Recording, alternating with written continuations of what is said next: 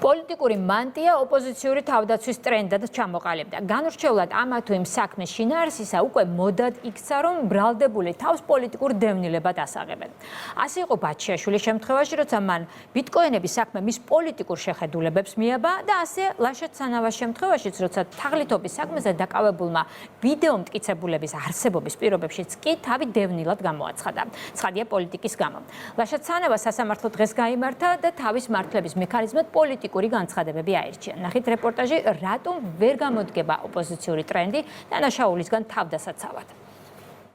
ამას უნდა ექსი უნდაც მოერწლიან. მოტყუებული უცხოელები და მითვისებული ასობით დოლარი სუსის გაშიფრული თაღლითური სქემის ავტორი პატიმრობაში რჩება. ნაციონალური მოძრაობის დაკავებულმა წევრმა ლაშა ცანავამ თაღლითობის საქმე პოლიტიკურ თემად აქცია. ბრალდებულმა სასამართლო დარბაზში მტკიცებულებებზე საუბრის ნაცვლად პოლიტიკური განცხადებების გაკეთება არჩია. თითქოს მას სუსში თავისუფლების სანაცვლოდ ლევან ხაბეიშვილის თვალთვალი მოსთხოვეს. ნაციონალური მოძრაობის დაკავებული წევრი დარბაზიდან გათავისუფლებას ითხოვდა და თავს პოლიტიკურ პატიმრად ასაღებდა. საქმე არის პოლიტიკურად მოტივირებული, ეს არის შეკერილი და დღეს ლაშა ცანავამ ყველაფერი თქვა. ხო, ლაშა ცანავა დღეს რატო დააკავეს?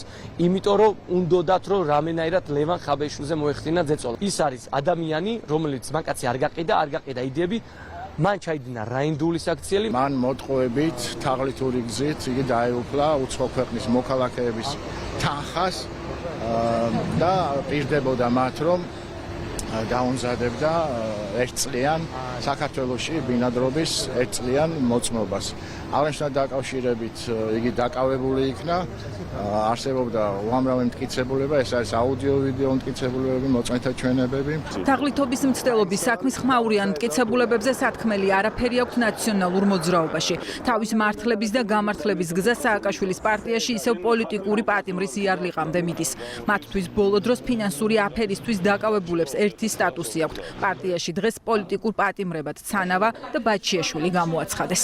ბაჩიაშვილთან დაკავშირებით ჩვენ ასევე გვითქვამს არაერთხელ, რომ ცალსახად პოლიტიკურია, ამას აღიარებს ყველა ის ქმედება, რომელიც ბაჩიაშვილის ირგვლივ ხდება. ჩემს გვერდით არიან საქართველოს პატრიოტები, ვაშკაცი ბიჭები და არა ერთი. და ასე თავაწეულმა და ღირსეულად ლაშა ცანავამ თავისით გააღო თავისი საკნის კარი. პოლიტიკური ფიგურა ინდულგენცია ვერ იქნება. ოპოზიციის მცდელობები დანაშაულის სიმძიმისა და კვალიფიკაციის მიუხედავად ბრალდებულებს პოლიტიკური პატიმრები ეძახონ უშედეგოა. პრემიერ-მინისტრ ირაკლი კობახიძისთვის ოპოზიციას ყველა პოლიტიკური სვლა წაგებული აქვს.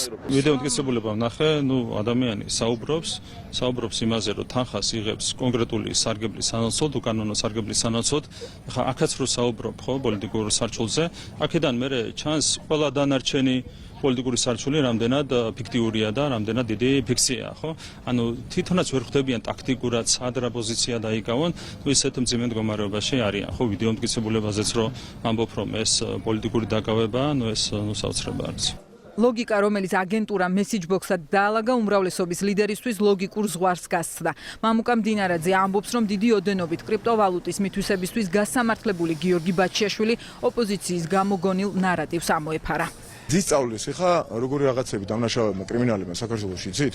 მოიპარა ასეულობით მილიონს, მილიარდსაც შეიძლება, ან ათეულობით მილიონს, ან რაღაც ნებისმიერ თანხას და მე იტყვი რომ ჩაჯდები იმ დიფტეიტურ ნარატივში რუსული იტყვი და ანტიდასავლური განწყობებით მიჭერენ. ანუ თქვენ შეგიძლიათ ჩაიდინოთ ნებისმიერი დანაშაული და თქვათ შემდეგ რომ ანტიდასავლური განწყობები არის რაც მის ჩემს წინააღმდეგ არის მამოტივირებელი გამოძიებისა. აი ესეთ აბსურდთან გვაქვს საქმე. რაღაც აი აქ მივდივართ უკვე ამ მარაზმში ჩადის ის ლოგიკა, რომელიც აგენტურამ დაალაგა საქართველოში, თუმცა ამას ეგრეთ წოდებული ჭერა არა აქვს ადამიანებზე გავლენა, იმიტომ არის ქართული ოცნება ხელისუფლებაში. აგენტურის წარმომადგენლები, რომლებიც ჩადიან დანაშაულზე, რომელთა დაკავშირებითაც ისევ ან სასამართლოს განაჩენები არსებობს, ან ყველა ვიხილეთ კადრები. შემდეგ არის პასუხი ამ ყველაფერზე დანაშაულებზე, რომ თითქოს ყველაფერი არის პოლიტიზირებული, ყველაფერი პოლიტიკასთან დაკავშირებული. გამოსავალი არის ნაპოვნი,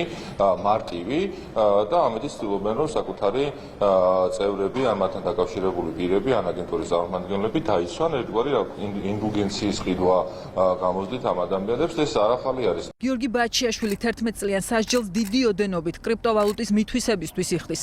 ნაციონალური მოძრაობის წევრს კი გამოძიება დიდი ოდენობით თაღლითობის მცდელობას ედავება.